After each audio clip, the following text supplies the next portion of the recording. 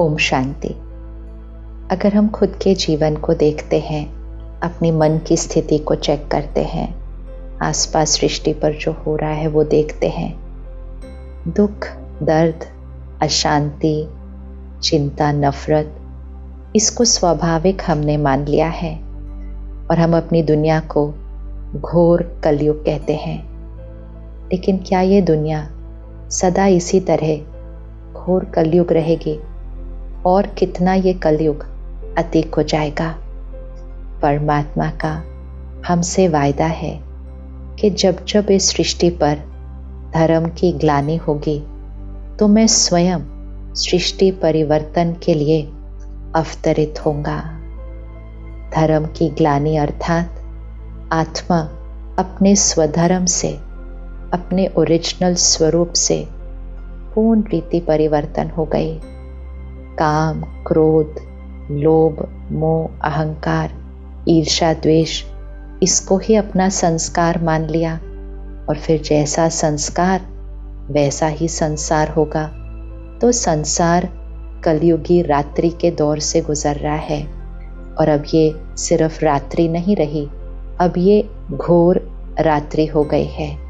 लेकिन घोर रात्रि के बाद सवेरा तो आना ही है, कलयुग के बाद सतयुग तो आना ही है। लेकिन ये सतयुग आएगा कैसे?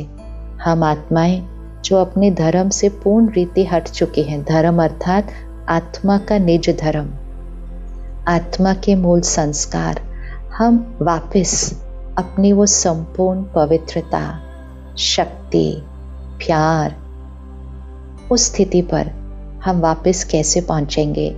क्योंकि सतयुगी संसार लाने के लिए तो सतयुगी संस्कार चाहिए। तो सतयुगी संस्कार हमारे बनेंगे कैसे? इसीलिए इस घोर रात्रि के समय ही परम धाम से निराकार परमात्मा शिव, निराकार परम आत्मा शिव, ज्योति बिंदु है ना, शिव जिसको हम प्यार से शिव बाबा कहते हैं, निराकार परमात्मा शिव स्वयं इस रात्रि के समय ही इस सृष्टि पर अवतरित होते हैं। इसीलिए हम कहते हैं शिव रात्रि, रात्रि के समय अवतरित होते हैं ना, इसीलिए महाशिवरात्रि। निराकार परमात्मा शिव सृष्टि पर अवतरित होकर हमें ज्ञान की बूंद बूंद समझाते हैं, अर्थात हमारे बुद्धि रूपी कलश में ज्ञान की बूंद हर रोज हर रोज हर रोज परमात्म ज्ञान की बूंद बुद्धि रूपी कलश में पड़ती जाती है।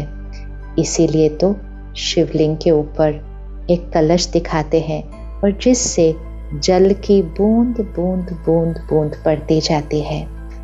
जैसे जैसे इस ज्ञान की बूंद बूंद बुद्धि के अंदर पड़ती जाती है, बुद्धि स्वच्छ दिव्य बनती जाती है, तो हमारा जागरण होता है।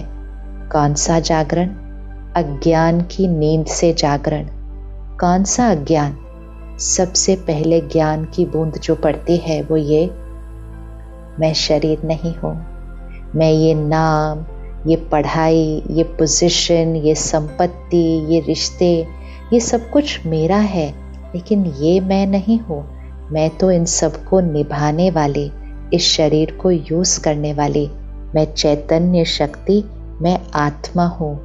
ये पहली ज्ञान की बूंद हमारा जागरण करती है।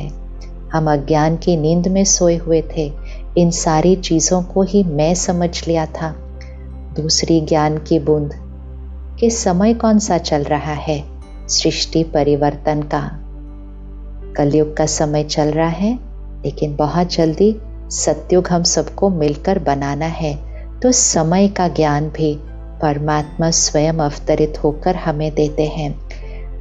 सतयुग था, त्रेता युग था, द्वापर युग था, कलयुग आया, घोर कलयुग आ गया, लेकिन फिर सतयुग आना है।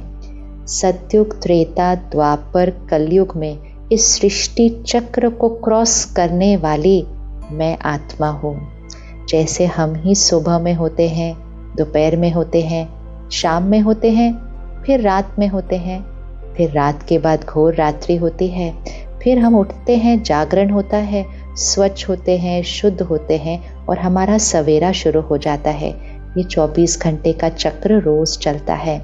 इसी तरह सृष्टि चक्र में मैं आत्मा ही सत्युगी दिव्य आत्मा थी। नीचे उतरते उतरते मैं आत्मा ही आज कलयुग में विकारी, तमोगुणी, इम्प्योर आत्मा बन गई हूँ।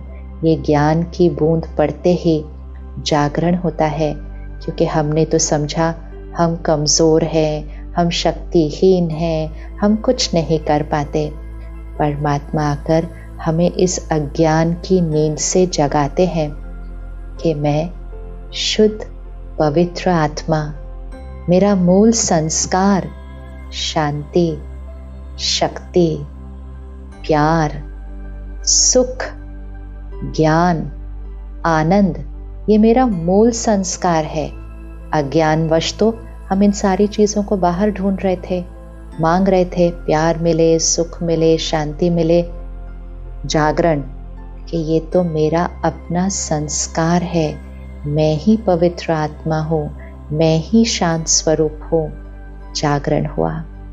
अज्ञान की नींद से जागे, लेकिन कब जागे? जब ज्ञान की बूंद बूंद बुद्धि में आई। कब पड़ी?